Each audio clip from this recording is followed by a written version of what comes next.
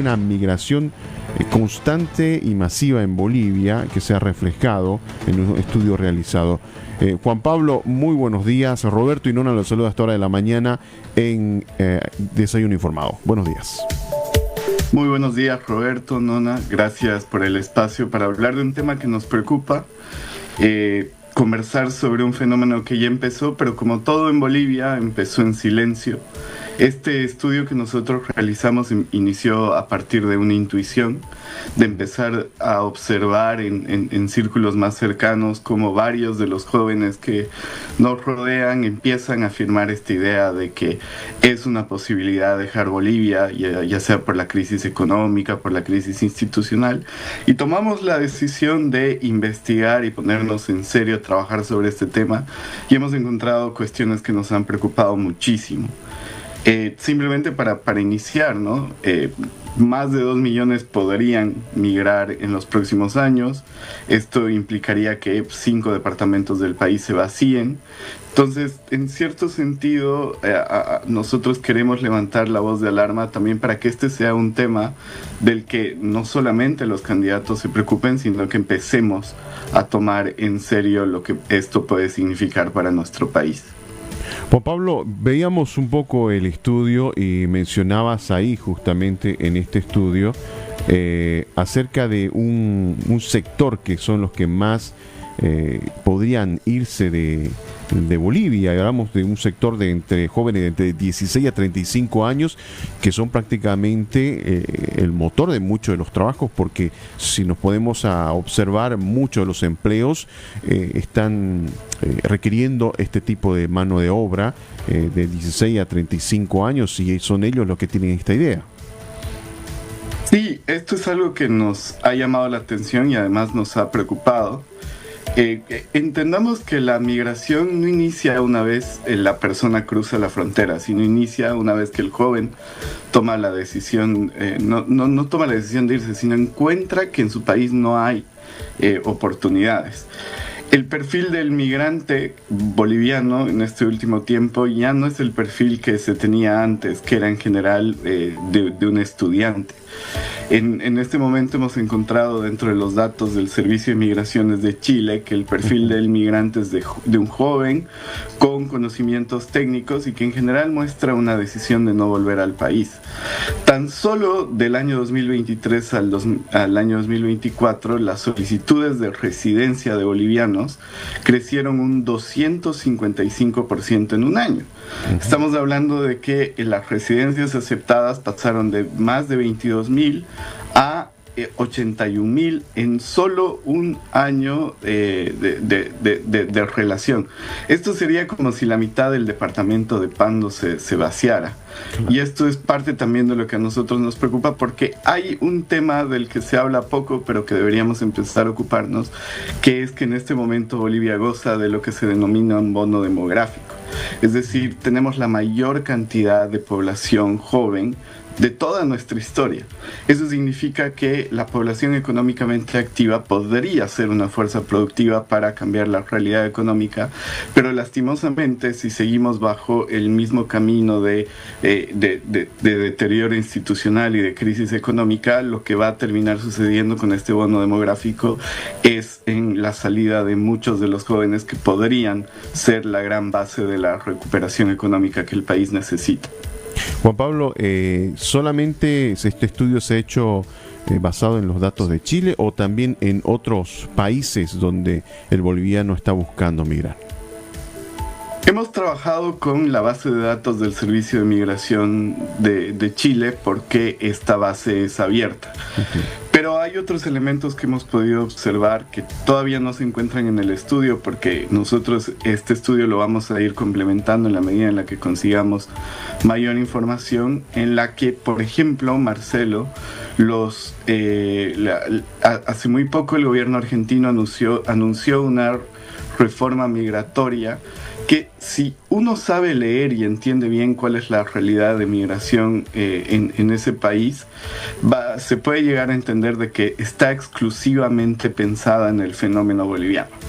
Me acuerdo muy bien cuando el vocero presidencial de Argentina, el señor Manuel Adorni, expresó cuáles eran los elementos que llevaron a tomar la decisión en conferencia de prensa. Se entendía muy bien de que él se refería a los migrantes bolivianos como tal, y eso no es simplemente un adelantamiento de lo que pueda llegar a pasar o no en las próximas elecciones del mes de agosto, sino es la conversación sobre un fenómeno que está en marcha. Esto es algo en lo que quiero insistir. No es la intuición que nosotros teníamos iniciaba con esta encuesta que presentamos realizada por la Fundación ARU, donde más del 54% de los jóvenes menciona que tiene intenciones de dejar el país, pero por otro lado es importante observar la realidad que está sucediendo en este momento. Si más de 80.000 bolivianos han solicitado migrar legalmente a Chile el año pasado, entendiendo de que este año hemos tenido una mayor profundización de la crisis en todo sentido, económica e institucional, lastimosamente vamos a observar o tendemos a observar incrementos en cuanto a los niveles de migración. Y esto lógicamente pasa porque hay temas que en el país tienen que empezar a observarse. Un modelo que ya no da más. Tenemos la mayor informalidad laboral de América Latina. 8 de cada 10 trabajan sin lo que vendrían a ser los derechos laborales. El salario cae 35%. Estamos en un país que se empobrece trabajando. Y otros temas de los que tampoco vemos que se los toma en serio y que parten no solamente de la crisis económica, sino de que Bolivia está entre los últimos países del mundo en justicia penal y nadie invierte donde no hay ley. O sea, Bolivia es el país 141 de 142 en el mundo, según el World Justice Project, en justicia penal. No solamente somos los penúltimos en corrupción, que ese es un tema que sí se ha hecho noticia, sino también en el acceso a la justicia penal. Entonces, de cierta forma, el problema no solamente está en que se vayan, sino también en darle las condiciones a los que ya se han ido para volver. Juan Pablo, ¿podría incrementarse aún más esta decisión de salir quizás del boliviano de Bolivia, teniendo en cuenta que ayer se conoció los datos de la inflación? Datos que no se veían hace bastante tiempo y hemos llegado a una acumulada de 15.53, si no me equivoco, y que podrían proyectar hasta 30. E inclusive en un foro que se realizó en Estados Unidos se hablaba de que podría Bolivia estar encaminado a una hiperinflación. Estos son datos que podría aún más ahondar este problema de la migración en Bolivia. Sí, porque tenemos que entender, y esto lo mencionaba hace muy poco Marcelo, que la migración no empieza en las fronteras, sino empieza cuando el joven deja de creer que su país tiene futuro. Uh-huh. Y cuando uno empieza a observar eso o también nota de que está empobreciendo mientras está trabajando por la propia reducción del salario, recordemos que la inflación es uno de los impuestos más crueles uh-huh. para los trabajadores. Es que lastimosamente el joven o el boliviano en general empieza a observar la posibilidad de irse.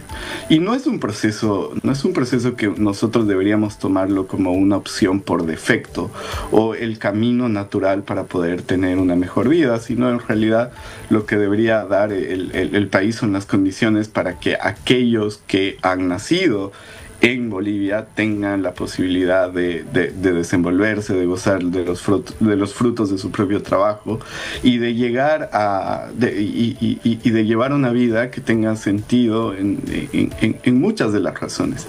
Tiene que ser una buena idea desenvolverse y quedarse en su país, no una buena idea irse.